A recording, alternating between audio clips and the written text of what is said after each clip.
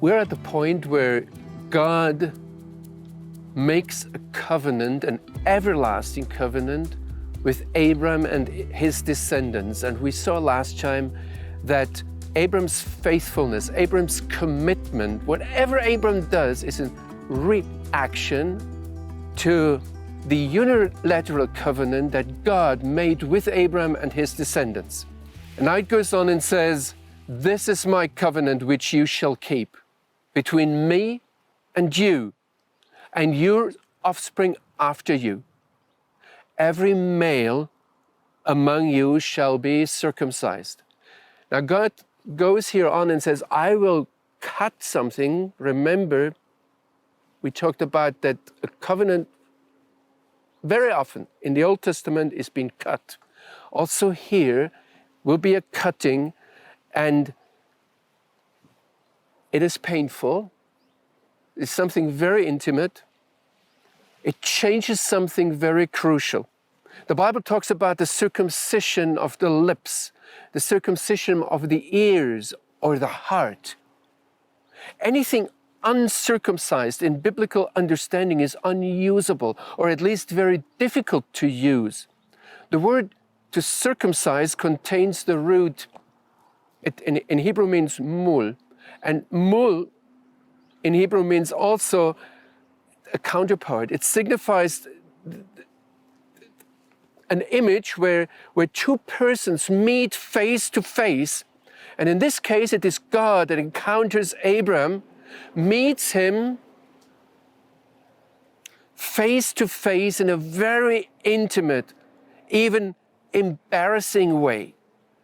He says, "You shall be circumcised in the flesh of your foreskins. This shall be the sign of the covenant between me and you." Pay attention here. God always calls himself first and then Abram, and it shows how the covenant goes. Later on in this chapter, it is reported that Abram circumcised himself and his house, his son Ishmael, in one day. And it says here in Hebrew, it says, "Be'etzem hayom hazeh." Normally, it is translated at exactly that day. But in Hebrew, you can also hear that it says in the strength of the day, in the power of the day. That means what happens now, the circumcision, is not something you do in secret, you just do hidden away so nobody sees it because it's embarrassing. It's intimate, it's what you don't pull into the public. No, the Bible does not support in any way any secret doctrine or mysterious cult that just some people who are the inner circle understand. The Bible does something that is very open. And you may imagine what it meant for Abraham.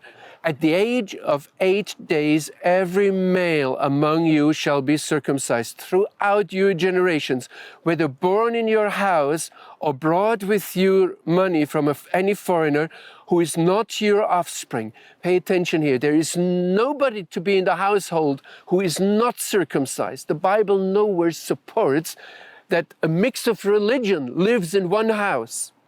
"Surely be circumcised shall be both he who is born in your house and who is bought with your money. My covenant shall be in your flesh, an everlasting covenant. Any uncircumcised male who is not circumcised in the flesh of his foreskin shall be cut off from his people. He has violated my covenant." Let me tell you something about the practical side of circumcision. We don't just be people who preach the word. We want to practice it. I've brought here my circumcision instruments with me. You actually may find them anywhere here in this country. If you walk the country, you just find these sharp flint stones. And a few years ago, I met somebody who is actually an expert in, he's a kind of archaeologist, anthropologist, who researches how people in earlier times lived here. And he makes the old weapons, the old tools ancient people did. And I asked him to give me something, and he actually in front of my eyes did this. that he cut a knife out of this stone. You know, he took another stone. I cannot do it, but I can show it to you. He simply hit with another stone, here this stone, and tried it several times until he had this knife. Now, this looks nice, and this looks also nice. They're not so usable, but you can have very sharp knives here. They're like a razor blade. And the amazing thing is, if you go practically into this issue, that already these ancient people, maybe even Abraham, knew that if you form such a knife, if you create such a knife freshly, it is sterile. It is ready. You don't have to touch it, except for the operation itself, but it's sterile. So they were already then in antiquities. They were on quite a high level with all the circumcision issue. We see that God here makes circumcision, the circumcision of the male foreskin, the sign of the covenant God makes with Abraham. Now, if there are voices today, especially in the Western world, who demand in different ways and with different arguments that the Jewish people must give up the land and the circumcision, then these voices actually call Jews to stop being Jews. Anyone who questions the Jewish claim to the land of Israel or labels circumcision as barbaric, in the end demands the people of Israel to annul this eternal and basic covenant that never ever was annulled or superseded by anything else.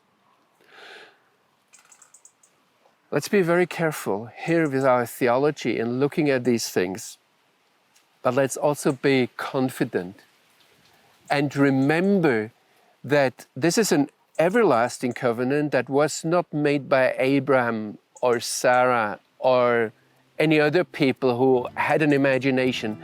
This covenant was made by the living God himself, and he is the one who committed himself to this covenant as an everlasting covenant.